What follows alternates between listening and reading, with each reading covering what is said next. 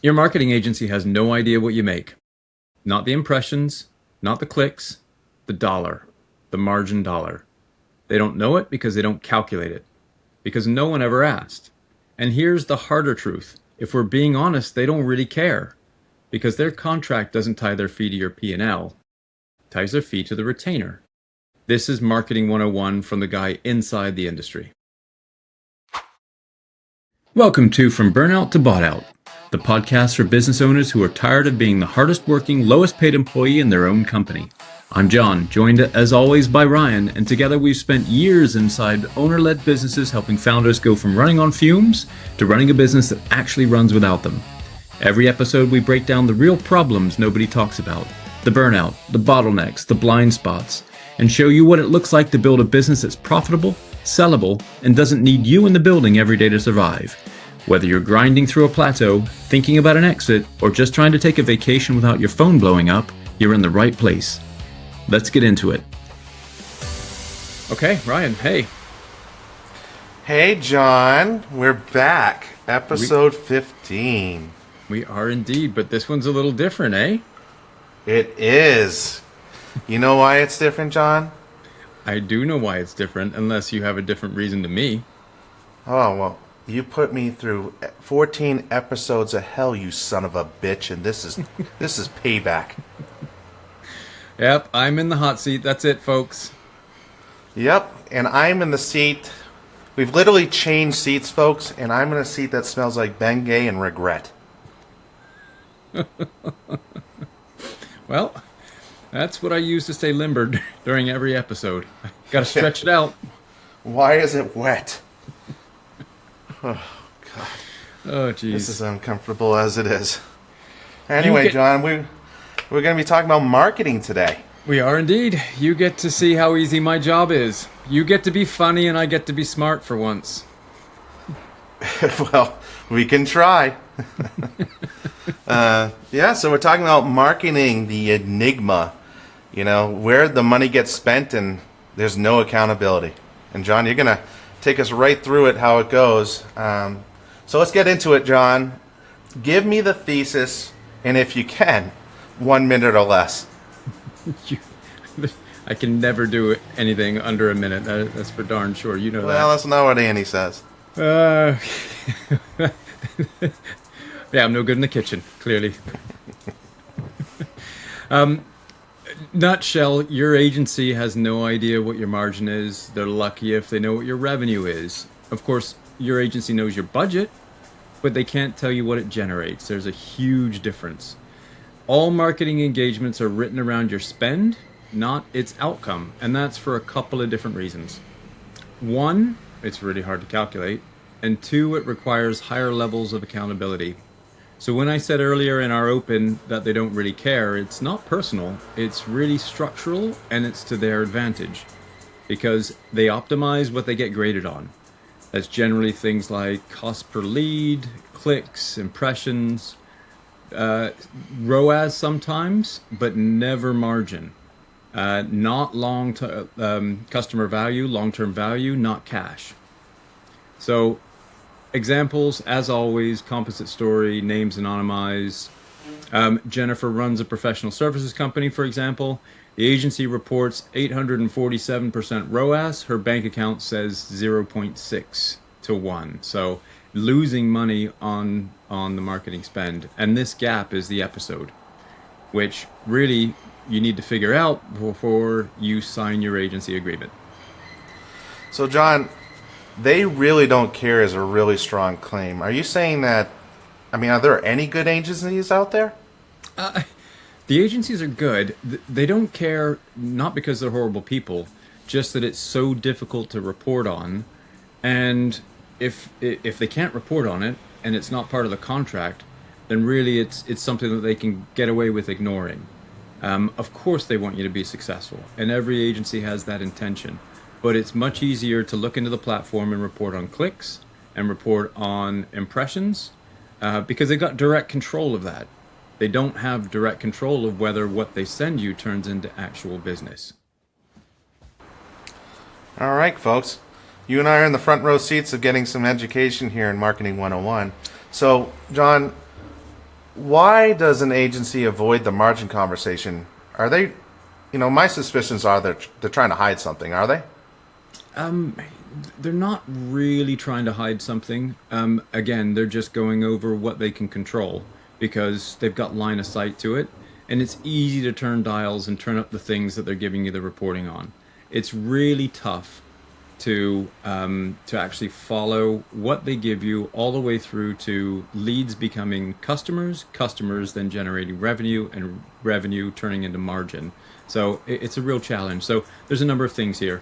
One, they rarely ever have this revenue data, and they almost always don't have your margin data because you generally haven't had a conversation with them. They didn't ask for it. They don't really want to because as soon as they start committing to revenue and margin, it's out of their control and you can call them out for their program. So it's better for them to build an ambiguous program. They can claim success over metrics that really kind of don't matter. I mean, why do you care how many impressions you got this week? Impressions doesn't go into your bank account. Cash goes into your bank account. So that's the first thing. Two, the tools don't measure margin, right? It's really difficult, and you have to build something custom most of the time. So Google, Meta, all these ad platforms, they measure clicks. They don't measure cash. Google might give you a cash number if you're an e-commerce business and you tie in all the pixels, yada, yada, yada, everything that your agency talks about. And they'll give you a ROAS number, return on ad spend. But you need to be really careful with ROAS because it's not return on investment, which takes full accountability of costs, including the agency costs. ROAS is an easy number to throw out there and say, okay, we spent $1, we got 5 back based off of just platform measurement, and it doesn't take anything else into account. So it's easier to share impressions and build programs around impressions rather than somebody actually became a customer. So that's the second thing. Third is retainers generally are not set up on outcome. Their incentive is to keep you subscribed, and this unfortunately is the case. When you're in internal agency meetings, it's numbers of clients, it's amount of dollars that you're bringing in, it's how many clients each team member is managing. That's what their leadership is talking about. They're not talking about how much revenue you're generating for clients. So there are program structures based around performance-based fees, but almost no agency will commit to them. There are programs that you can try and structure based around growth of the business. But again, an agency will shy away because they need those dollars to run their agency. They have salaries to pay. So it's the hard retainer income that they report on. The fourth thing, they're not really trained on it. Like, I didn't know what a P&L was. Well, I guess I'd run a couple of businesses before we got involved, Ryan, but like the level of knowledge I've got based around P&L cash management now, based around how we do things at Synergy, you've taught me how to read it properly. You made sure I became Profit First certified and made sure I was able to allocate dollars. It changed everything. Agencies don't go through any of that. They're taught to read clicks, read impressions, and have a really good conversation that confuses people about what tactics are out there. And none of this is personal. It's just structural. It's just how the agency world works. But this structure costs you 6 figures a year. Wow. So really, it's not malicious. It's really about how it's structurally built. That's correct. Yeah. That's what agencies can do based on the tools available and generally a formulaic way to communicate with your client, try and relay positive news. And I'll say one more thing. It's really easy to share positive news. Like, I'll just let you know, we have so much data at our fingertips. Like, we can go into Google Analytics.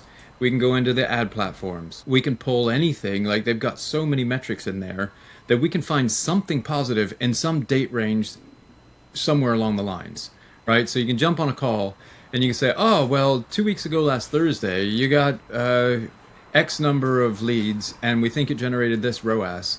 But they might be just changing the conversation from what's going on right now to something that happened 2 weeks ago, right? It's really easy to find numbers, so you got to get consistent reporting with it as well.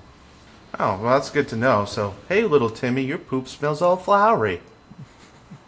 Well, it did before it came out. That's right. We'll find some good news in there. Yeah. All right. Alrighty, I think we're taking a quick break, right? Brought to you by Twins Plumbing and Heating out of Manchester, New Hampshire. New Hampshire it is. New And this Hampshire. one ties in nicely with what you just said. A hidden leak is a marketing agency you're not measuring. That is exactly the metaphor. You don't see the leak on the meter until the bill arrives, and by then it's cost you real money for months. Same energy as Jennifer's 847% ROAS. Everything looked fine right up until you checked the bank account. That is right. Twins has been at this for almost 2 decades, family-run, residential, commercial, 24/7 emergency service. Water heaters, boilers, drain cleaning, pipe cleaning, sump pumps, installation and repair, all of it in the whole shebang. We're doing great with this one. Sorry, Dana. We're so sorry. Manchester, New Hampshire, 603-450-8946, twinsph.com. Find the leak before the ceiling gives out. That's the whole show. All right, John, we're getting back into it. So, Wait, before wait, Dana, you got to track how many leads you get from this podcast. So if you're calling Twins Plumbing and Heating, use From Burnout to Bought Out as your code word and you get 30 cents off. hey, you got the name of the podcast right this time. Yeah, I did. It's the first time in a while. But you screwed up Dana's ad. So, Yeah. Oh, well. Sorry, Dana. where are we going? See, hot seat's not so bad, right? So, John, I've taken a second opinion on the smell of your chair, and it kind of smells like the waiting room of a funeral parlor. Oh, jeez. Yeah, That's Canadian. Well, it's probably It's smoky. Canadian? Yeah, it's smoky as well. It's probably smoky as well. It's a Canadian chair. yeah. Everybody run up and buy Canadian furniture because you smell like a parlor. Yeah, that's exactly right. And then you can get a tariff on it as well as it comes across the border. Love it. All right, John, let's get back into it. So, tell me a story, a Canadian version if you can, the one that reframes the whole conversation. Excellent. So Canadian version, we were eating poutine, right? It was great. Physical therapy clinic, 30 locations. Market agency reporting $110 cost per acquired customer. That's a darn good number. ROAS was at 8 to 10x, another darn good number, reported everywhere. The owner said it out loud, every quarterly meeting, every review. Owner, clinic director were thrilled. Marketing agency thrilled. Facebook thrilled as they dumped more dollars into it. And then we ran the math that nobody asked for. We sat down and worked out the average customer lifetime value. And that is $800 to $1,200 per customer. Sounds great, 8 to 10x return. Except that's revenue lifetime value, not the margin. When you start to factor the things in like therapist salary, room utilization, insurance, billing, overhead, the no-shows that were factored into those cost per acquisition numbers, really the margin turned out to be around $200 to $400, not $800 to $1,200. So when you're reporting back to that return on ad spend number, when you're reporting return on ad spend 8 to 10x, you think it's amazing. But when it turns into 2 to 1, no, that's still pretty decent, but it's not 8 times. So when you're pouring dollars into an 8 times program and it's really closer to 2 to 1, then you got to think about it a little bit. So still profitable, way less profitable than everybody thought it was. And they were just pushing the marketing every quarter. The agency wasn't necessarily lying, and everybody felt good about it. That was the numbers they were paid to report on, but nobody in the room ever sat down and worked it out. And it wasn't complicated. It was one more calculation just to take it a little bit deeper. The resulting conversation was also easy. With the agency, you say, okay, well, let's cut the 2 lead sources that are running above that level, feed the 2 below it, add some retention focused campaigns for existing patients, bump up the number of repeat visits and referrals, etc., and then you get an entirely different number, which is much healthier and much more profitable. So same business, 30 location, different intelligence 6 months later. The marketing spend was flat, but the profit for new patient had doubled. So we're between $400 and $800 in the actual margin, right? So that's the full kind of approach in one story. Agencies generally reporting on it the wrong way. Everybody's kind of happy about it, but you got to dig deeper.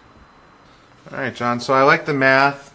That was fantastic. How do you calculate customer acquisition cost, or CAC, which I remember as like a cat coughing up a hairball? Yeah, that's what it feels like when you're doing it sometimes. I'm going to give you the honest truth. It's really challenging. And like we do it enough times in all of our programs, we got to get to a CAC. We know that. It's really difficult to calculate a CAC per channel, right? So what I mean by that is you can be running Google ads and you'll be running 2 or 3 different types of campaigns in Google ads. You can be running some Facebook ads and some Instagram ads as well. And each of those things will give you a certain amount of clicks that come in. They will give you a certain amount of leads that are generated by those individual campaigns. And that's about the limit of what an agency can report unless they go across the other side of the threshold and track what goes on when a lead comes in, right? You've got to record phone numbers. You got to record email addresses so that when they come into the actual environment that the lead comes into, you can actually track them through and see whether they become a customer.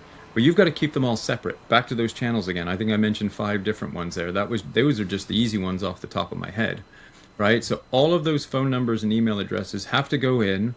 They have to be tagged. Generally, they can go into a spreadsheet. They can go into your job costing software. They can go into your CRM system, and you can tag it by source. But you've got to get those 5 independent sources, not just Google or Facebook, because that's not enough detail, right? You need to know within each campaign which one is working and which one is not. Then you have to track all the conversations all the way through to close of the customer, and then track it through to the revenue that's coming in from whatever service you're running. So it's really about consistently building that tracking path to understand where people came from and whether it results in them becoming a customer, and then whether they actually generate revenue from it. So then you look per channel and you go, okay, in Instagram, how much revenue did we make? I bet you it's not a ton, depending on the business that you're involved with, and how much did we spend? And that's where you can sit down and say, okay, well, there's a return number there. You then got to factor in the cost for the program and at your actual margin numbers to look at what you're truly generating as return from those individual programs. So it's complex. It's not easy, especially when you get other forms of advertising running over the top of it, especially when you got phone calls coming in that aren't necessarily tracked, and your team actually has to ask them the question to say, hey, how did you hear about us? And they might have hit 2 or 3 of those individual channels, but they only remember one of them. So your attribution gets kind of messed up. So it's about having a structured approach to tracking. If you aren't talking tracking in that level of detail with your agency, they aren't doing it. There's just no way to be able to tell whether it's being effective for you or not. So sorry to go down a wormhole there, and I know a little bit of detail, but that's how it works. Sorry, not sorry that I asked. Yeah. Well, why don't we take another break? Sounds good. Quick break, John. You're doing great in the driver's seat. Thank you. I must say it's weird up here. Brought to you by Twins Plumbing and Heating, Manchester, New Hampshire. Hey, the H wasn't silenced this time. Yeah. Tie for this one. You take it. Okay. When your kitchen sink backs up, an amateur snakes the drain and calls it done. A pro follows the line back and finds the actual clog 3 feet down, which is exactly what a CFO does with an agency's ROAS number. Wow, I'm impressed. That was actually a good analogy. Thank you very much. As a Canadian, I take drainage very seriously. Our national pastime is basically staring at snowmelt in April and asking whether it's going to end up in the basement. That's your one. That is my one, and it's real. It is in our basement every year. Twins does drain cleaning, but they also do the boring stuff that prevents the emergency call: boiler service, water heating installation, whole home water filtration. Preventative, which we say in every episode, and it always applies. Sure does. Twins Plumbing and Heating, Manchester, New Hampshire, 603-450-8946. TwinsPH.com. Family run, almost 2 decades. They will tell you if the problem is the drain or the whole line. All right, John, so owners pay an agency $12,000 a month right now. how do they grade them, but without firing them on Monday? Yeah, that's a good question. Because there are levels of success. You don't want to fire anyone right off the bat. You want to issue a report card and you want to get them to up their game. The squeaky wheel gets the oil. I'll repeat that. The squeaky wheel gets the oil. If you're asking the questions, if you're making noises like you're a slightly dissatisfied customers, they don't want to lose your revenue. They'll want to fix it. So 5 questions I'm going to give you. Send them by email. Ask for written answers so you can come back and digest them. Question 1. What is our gross margin per new customer? I would be very surprised if anybody answers right off the bat, especially if they haven't had these conversations with you. They're going to say, "What? I've no idea. You need to tell us more." If they do know a number and it's wrong, then that's even more challenging, right? It's a bigger red flag because they're making stuff up, and that then creates a lack of trust, right? So that's a really hard first question. Question 2, what I was just discussing earlier and described how we have to fix. What is our CAC by channel? Month by month, ideally, over the last 6 months, because we need trends on these things. Because they're doing things all the time, and they're pulling levers, and they pull a lever 1 month, and it changes things, that you need to be able to see the trend. That should be in one clean table. If they need a couple of weeks to build it, they haven't been running it, they don't know, at least if they're going to build it for you, that's awesome. They're showing the effort is there. Third question, what is our lifetime value to CAC ratio and what's been trending? Trending is the key word there, because if they're not measuring it over time, they haven't been tracking it, and if you're not tracking that over time, there's really it's a real challenge for them to be able to tell what they did that's more successful versus causing issues. Again, that's a really tough question. Question 4, which channels would you starve today if forced to? Kind of hints that you're going to reduce your budget. And so an agency should be able to provide a solid answer with this. And if they have an answer and it comes right away, that's great. If they don't have an answer and they take time, then obviously they're trying to work it out. If they say, oh, they all work together, we need SEO and we need paid media and we need social media, that is a BS answer. I would cut 2 of those programs right off the bat. So judge based on how they respond. And again, this is a challenging one. Question 5, what business objectives does each campaign map to? So if they know your business and they've created campaigns to achieve those aims, then they really should be able to say, okay, well, if you're trying to increase your customer retention, we're running some email and some custom matchback campaigns based on your existing audience. And those are the campaigns that ladder up to that. They really should be able to kind of map what they're doing to your business objectives. If they haven't had those conversations with you, then that's the first conversation any agency should have with you. It shouldn't be what are your pain points. It should be what are you trying to do with your business? Where are you taking your business? So yeah, that's question 5. Score them. If they get all 5 answers and they're all great, then give them a 5 for each of the questions. If they're poor on each, give 3 to 4, 0 to 2, etc., etc. Total it all up and average it and see what you get out of 5. If you're below a 3, I'd say, then you really should start setting up a more consistent reviews with them. Give them a bit of a push, not necessarily notice, but give them a heads up. Hey, look, I'm not sure this is working for me. I need you guys to work harder and set up structures and campaigns that give me the reporting that I need. If they're a 0 or a 1, start thinking about replacements right away. Don't fire them, just start talking to other agencies. But give them the heads up when you start these new conversations that these are the things that are most important to you, all based around these 5 questions. So if the agency entirely fails that report card and gets defensive, it's really telling you everything you need to know.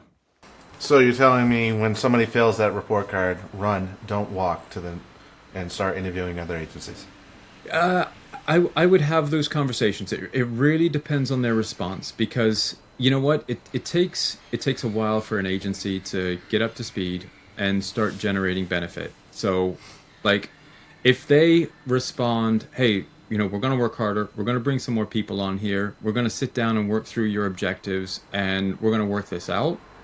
That's actually a relationship worth putting more time and effort and energy into, because last thing you want to do is spend 4 months onboarding the new agency and really get to the same place.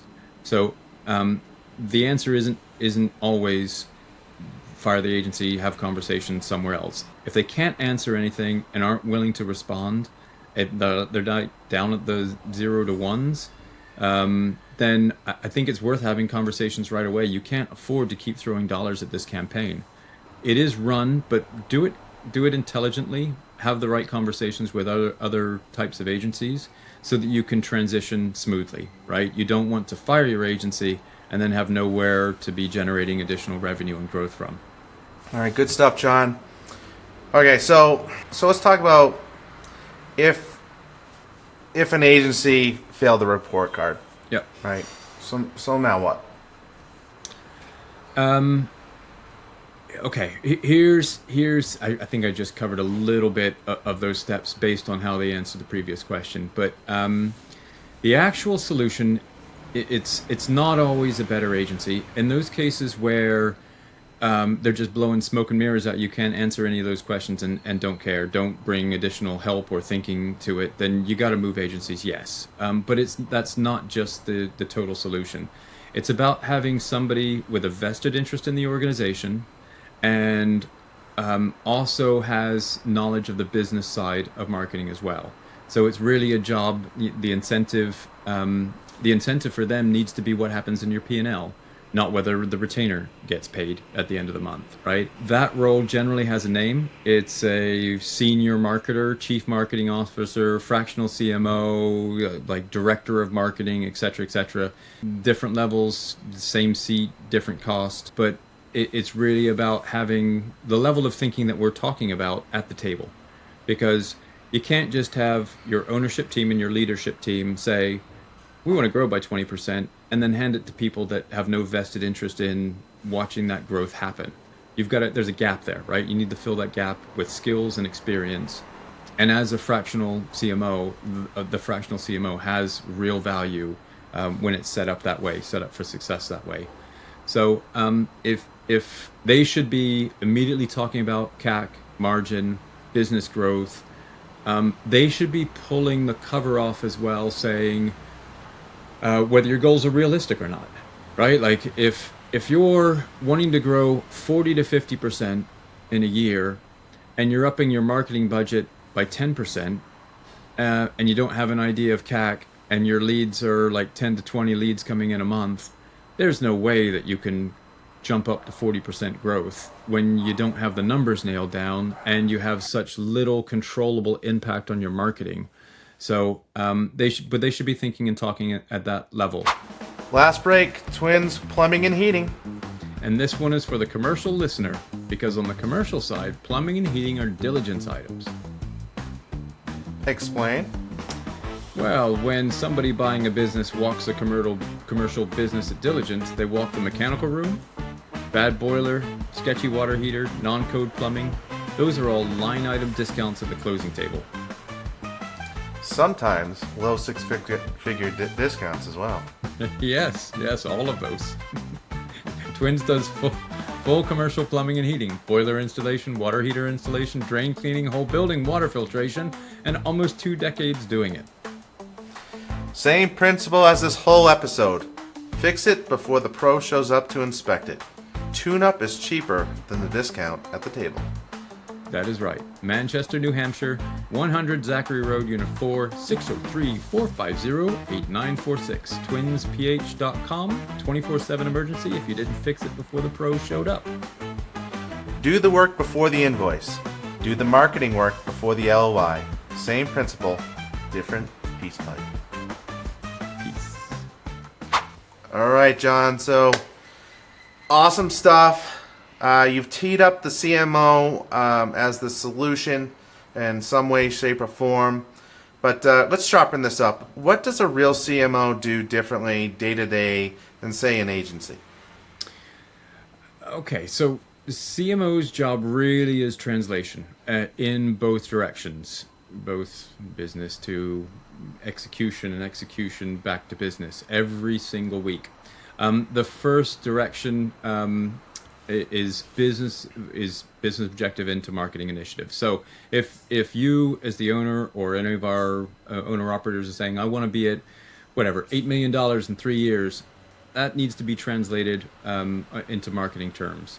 That is X new customers per month at Y CAC ceiling, and then take that into the detail to achieve it. Here's the channel mix that gets us there. Here's what we run. Here's what we cut. Why are we spending X dollars on a newspaper and a radio campaign when we don't have direct customers coming from it? So that's the first direction. The second direction is marketing data back into the P&L, back to business results. So the agency needs to be reporting their numbers. We talked about 847% ROAS, and that gets translated into cash verified return is, in that case that we mentioned, 0.6. We're losing money. Kill it. We can't be using this. So the CMO needs to be able to do both those directions. If they can't do it, they're really managing the campaign, a glorified campaign manager, not a CMO. So from the agency's perspective, there's a huge difference there, right? The agency's incentive is, hey, let's keep the retainer rolling. If a new CMO comes in, their incentive is entirely different. Let's hit the business number. Those are different jobs, different reports, different questions in the L10 meetings that are being run. So the agency and the executional side should run. The CMO grades the campaign, understands and manages how it affects the business. You can't have the same people doing both. So 4 numbers a CMO should be talking about, we've mentioned them already here. Week 1, CAC, lifetime value to CAC relationship, ROAS by channel, and then also the payback period for the marketing investment. All of these are in dollars. You should be talking about dollars, not clicks, not impressions. So if you already have a CMO, fractional CMO, and those 4 numbers aren't pinned to their wall and you're not having conversations on these, you have a campaign manager with an inflated title. All right, John. So for all those playing at home, can you give me a concrete example of, what does both directions look like in the weekly L10 or weekly management meeting? Oh, that's a really good question to have me riff off. Man, I'm going to have to think, Ryan. What does it look like in the L10 meeting? That's easy from the agency through to, it's pretty straightforward, actually. From the agency to the business, the weekly L10 meetings, the first thing we go into after the segue is the data or data, depending on if you're a cyborg in Star Trek. So right away there, you've got a dashboard. You should be looking at KPIs that talk about spends, leads, qualified leads, new customers, and then new customer revenue by marketing channel, right? So that's what it looks like from taking the agency information, the executional information, and putting it in the business language that actually ladders up to P&L. And over time, the entire leadership team will understand that language, right? All of those things are foreign to most of the leadership team. It's a quick explanation. They'll get it, smart people. And then that's the agency numbers coming to the team. The other way around, and saying, how do we get the business stuff down into the agency? Well, that's obviously the CMO's job to say, how are we actually performing from a business unit perspective, and is the marketing having the effect that we want? Not just at the metrics level, but where are we at with capacity? Where are we at with changing up the product set to be more profitable? And all of those things might mean you're working on installation jobs, not service. They might be selling a different line of furniture versus a line of furniture that's been established for a long period of time that's more difficult to make and requires more hours. So all of those things are business problems that then need to get passed down into campaign management back to the agency. That's a really good question to riff off of. That was a really good answer from a CMO perspective. Thanks, sir. These gray hairs have been earned. I have. And the one thing you did teach me, marketing, the first thing in marketing was to insult our viewers. So, hey, all you slow listeners out there, you can play this on half speed because John's about to tell us about Marketing 101. Oof. So, John, tell everybody one move by Friday. I'm not going to follow the thread there. I'm going to refer as the nice Canadian marketer. I'm not going to follow the thread. All of these guys can understand it. It's not that hard. Like, you just haven't been focused on it, right? So, step one, by Friday, because this episode will come out on a Friday. It's actually coming out tomorrow. We're rushing it. By next Friday, calculate your cost per acquired client, your CAC, and you might not be able to do it like per channel as I described earlier, but if you've got a dollar amount going into campaigns, you can actually say total amount of spend and total number of customers that we get from it. You might have to kind of fudge that, do a snapshot, have to run a campaign with and collect email addresses for a week, but try it, do it, because it's going to give you some numbers to start with. So take that full spend, divide it by the number of customers, and that's your CAC. It'll be ballpark. It'll be good enough for a conversation for week one.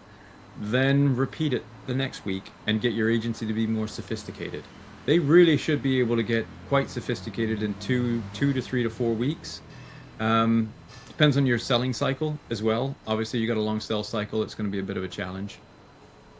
And then take that and compare it to your gross margin, right? Not revenue margin, like the clinic I was talking about.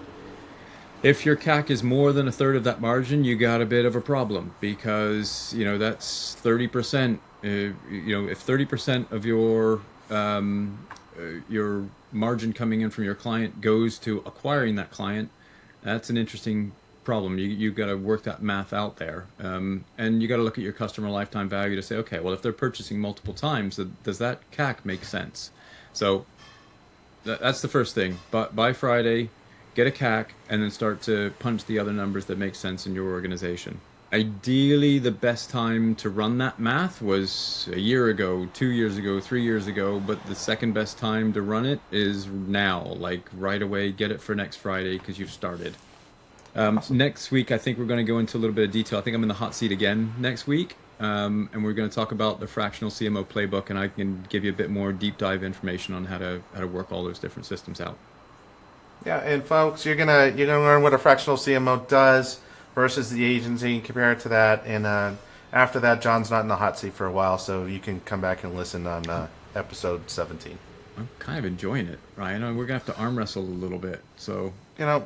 John, you're doing a good job, and you did a great job in the hot seat. And I'm not crying because you did a good job. I'm crying because I think the stink got in my eye. Oh, can stink get in your eye? Oh God. That's the Bengay. That's the Bengay. I think we moved on from Bengay to something else, man. Oh, it is gay. I think I need a new chair. Can we expense that? Is there enough margin, or is our marketing performing well enough to be able to afford a new chair? Like the first federal budget will give you money for firewood, so you can put this chair in there. Yeah, exactly. Yeah, it's a little history for everybody. All right, John, give us the one thing takeaway and don't blow it. I'll try not to. Your marketing agency, I blew it right away. Your marketing agency has no idea what you make. Structurally, they don't really care. Not because they're bad people, because their contract is written on your spend and their retainer, not the outcome.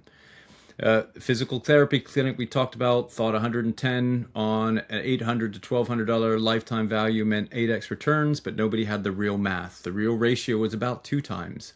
Every dollar of the new marketing spent was pushing CAC while everybody else celebrated, and the agency wasn't lying. It was reporting on the number that it was paid to report on. The solution isn't a better agency, although there are terrible agencies out there that don't care, that truly don't care, and just set it and forget it.